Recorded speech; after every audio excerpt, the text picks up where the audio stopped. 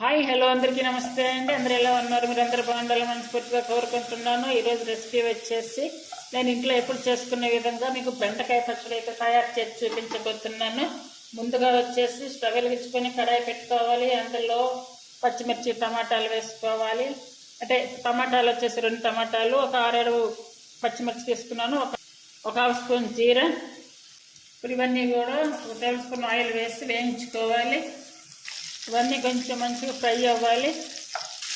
చూడండి, టమాటాలు పచ్చిమిర్చి అయితే ఇలా వేయించుకోవాలి. ఇప్పుడు కొంచెం ఎంత సరిపోతుంది చింతపండు. ఇప్పుడు ఇవి పక్కన పెట్టుకోవాలి. ఇప్పుడు టమాటాలు పచ్చిమిర్చి వేయించుకున్నాం కదా, అదే ఆయిల్ ఇప్పుడు కట్ చేసుకున్న బెండకాయలు వేసుకోవాలి. బెండకాయలు అయితే మాత్రం 150 గ్రామ్స్ తీసుకున్నాను. 150 గ్రామ్స్ బెండకాయలు, అలాగే 2 టమాటాలు, ఒక 6-7 పచ్చిమిర్చి అయితే మీరు మనం తినే కారాన్ని బట్టి తీసుకోవాలి.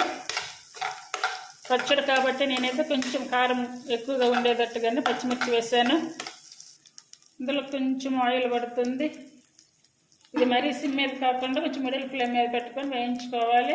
బెండకాయలు వేయించుకునేటప్పుడు ఎప్పుడైనా సరే మనం కట్ చేసినటువంటి బెండకాయలు ఇట్లా చెదిరిపోకుండా ఫ్రై చేసుకోవాలి. అట్లా చేసుకుంటే మనకి జిగట అనేది రాకుండా ఉంటుంది. చూడండి, బెండకాయలు కూడా అన్నీ మంచి ఫ్రై అయ్యాయి. ఇప్పుడు స్టవ్ ఆఫ్ వేసుకోవాలి. ఇది రోట్లైనా దంచుకోవచ్చు, మిక్సీలోనైనా వేసుకోవచ్చు. నేనైతే ఇప్పుడు మిక్సీలో వేస్తున్నాను. చూడండి, పచ్చిమిర్చి, అలాగే చింతపండు, అలాగే పచ్చి వెల్లుల్లి వేసుకోవాలి. చూడండి, పచ్చిమిర్చి, చింతపండు, వెల్లుల్లి 3 కలిపి పెట్టాను. అంటే ఇప్పుడు టమాటాలు అన్నీ కలిపి పెడితే ఏమవుతుందంటే ఒకసారి చింతపండు ఎలా వేసామో అలానే ఉంటుంది, అది మెదగదన్నమాట. అందువల్ల ఇలా ఫస్ట్ ఇలా పట్టుకోవాలి. ఇప్పుడు టేస్ట్ సరిపడా సాల్ట్ వేసుకోవాలి. ఇప్పుడు ఈ టమాటాలు వేసుకోవాలి.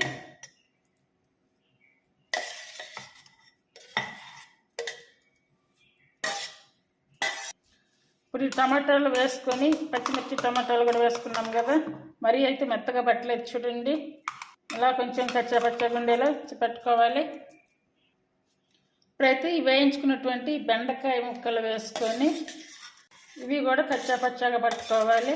బెండకాయలు వేసినప్పుడు కిందికి మీదికి పచ్చడి మొత్తం కనుక ఇలా కలిపామంటే మొత్తం మెరిగిపోతాయి. అంటే వేసి అలాగే ఉంచామనుకోండి, కింద బాగా మెత్తగా అయిపోతాయి, పై ఏమో అలానే ఉంటాయి. ఇప్పుడు ఇలా చేస్తే కనుక కచ్చాపచ్చగా మొత్తం ఎదుగుతాయి. చూడండి, పచ్చి చూపిస్తాం. చూసారా, 2 రౌండ్లు పెట్టాను. చూడండి, పచ్చడి అయితే మెత్తగా లేదు, కచ్చా పచ్చగా ఉంది. అలాగే జిగట కూడా లేదు పచ్చడి.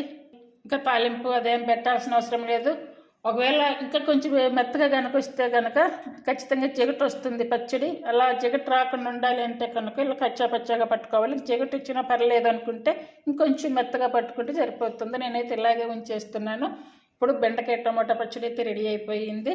పచ్చి ఉల్లిపాయలు వేసుకోవాలి. ఇలా పట్టుకున్నటువంటి పచ్చడి అంతా కూడా తీసి ఇలా వేసుకోవాలి. పీసెస్గా కట్ చేసుకొని వేసుకొని పచ్చడి అంతా కూడా ఒకసారి మళ్ళీ కలుపుకోవాలి. ఈ ఉల్లిపాయలు వేసాము కదా, ఈ ఉల్లిపాయలు వేసినప్పుడు ఒకసారి మళ్ళీ అంతా కూడా కలపాలి.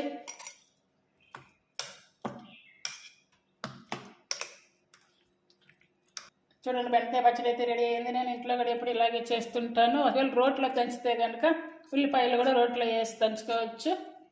ఎంతో టేస్టీగా ఉండే బెండకాయ పచ్చడి రెడీ అయిపోయింది. అందరూ ట్రై చేయండి. Thank you for watching.